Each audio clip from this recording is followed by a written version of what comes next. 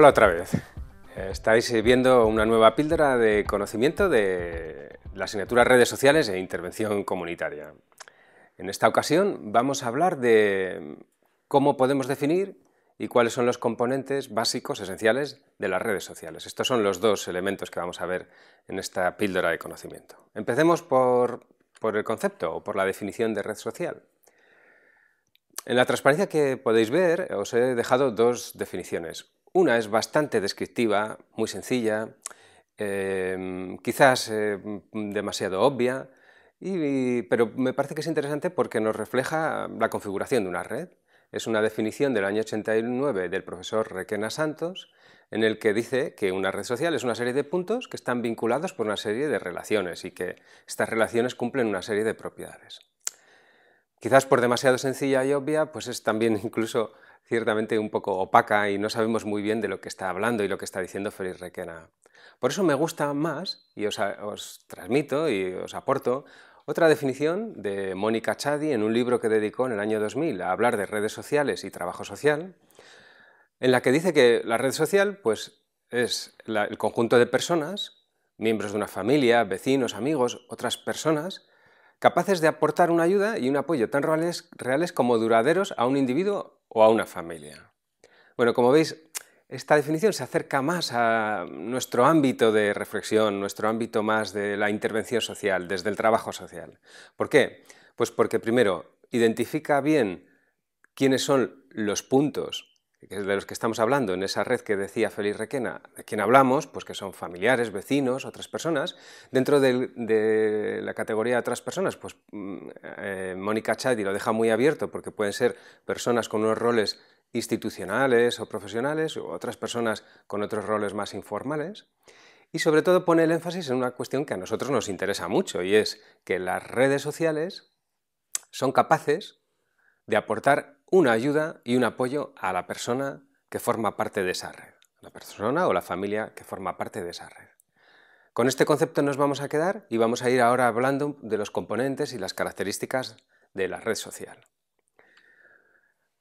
Empezando por estas últimas, por las características de una red social, pues la mayoría de los autores coinciden en señalar estos 4 o 5, ahora os diré por qué el 4 o 5, que tenéis en la transparencia. Primero, las redes sociales están poco estructuradas. ¿Qué significa que están poco estructuradas? Pues que no existe una organización formal, no existe un reparto de roles formales, no existe una asignación de responsabilidades explícita, no.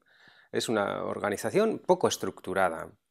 Tiene un carácter horizontal, es decir, no existe una jerarquía, no existe una orden de mando o una orden de prelación en las responsabilidades de unos y otros, ¿no? Tiene un carácter totalmente horizontal. Es un sistema abierto. ¿Qué significa esto? Pues es un sistema, esto nos retrotrae a lo que ya vimos en el tema anterior de la teoría de sistemas, que está retroalimentado con su entorno, interaccionando continuamente del entorno y en el que entran y salen personas o grupos continuamente.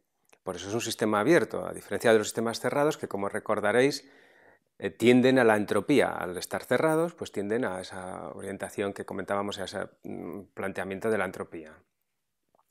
Y también la cuarta idea, la cuarta característica es que tienen un funcionamiento muy informal, como consecuencia de que no son estructuradas y tienen un carácter horizontal y abierto, y están descentralizadas, aunque nosotros cuando hablemos de redes sociales hablaremos de redes centradas en una persona o en una familia.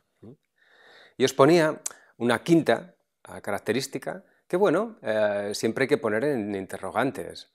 Es que las redes sociales prestan apoyo, prestan o pueden prestar apoyo. No necesariamente presten, puede ser que tengan capacidad o tengan disponibilidad de apoyo, pero no lo estén prestando de manera efectiva. Acordaos de la diferencia entre apoyo recibido y apoyo percibido.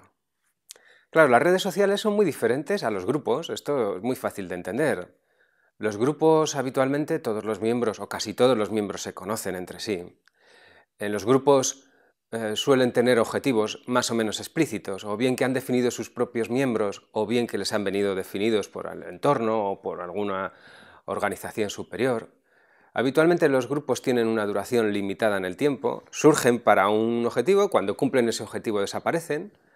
bueno, se pueden ir dilatando en el tiempo o pueden ir cambiando sus objetivos y eso hacer que continúen, pero habitualmente tienen una duración limitada. Y una cosa muy importante, en los grupos, los miembros que forman parte del grupo tienen una conciencia de pertenencia a ese grupo, cosa que no ocurre en las redes sociales. En las redes sociales, al no estar estructuradas, no estar definidas, no estar organizadas, pues uno no es consciente, no tiene sentimiento de pertenecer a esa red social.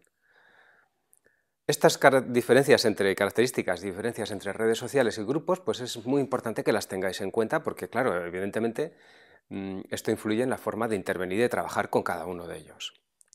Después de hablar de las características, me gustaría que habláramos muy brevemente sobre los componentes de las redes sociales. Cuando se habla de estos, pues se suele diferenciar entre los nodos y los vínculos. Los nodos son cada uno de los puntos de los que hablaba Félix Requena, cada uno de los puntos que forman parte de la red, que pueden ser personas, grupos, instituciones, etc. Y los vínculos son cada uno de los lazos, las relaciones que mantenemos los nodos que formamos parte de la red. Estos vínculos pueden ser de distintos contenidos, pueden ser más afectivos o pueden ser normativos, es decir, normativos en el sentido de responsabilidades que tenemos, pueden ser más formales, porque puede ser un vínculo que mantiene una persona con otra persona en relación a su función o su profesión, ¿no? Pero sí que es importante que tengáis en cuenta que en las redes sociales los vínculos tienen que tener una serie de características. No todo el mundo con el que tenemos contacto habitualmente forma parte de nuestra red social. Para que forme parte de nuestra red, se entiende que los vínculos tienen que ser persistentes en el tiempo, es decir, no esporádicos o no muy puntuales, porque esto no significa que forman estas personas parte de nuestra red. Tienen que ser recíprocos o dicho en otros términos, bidireccionales, es decir, que tengamos un vínculo de ida y vuelta, ¿no?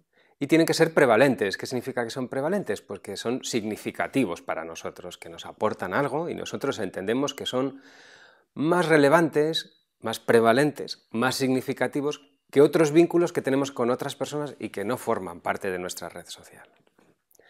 Con esto, entonces, hemos terminado esta píldora dedicada a la definición y a los componentes y en la que también hemos hablado de las características de las redes sociales.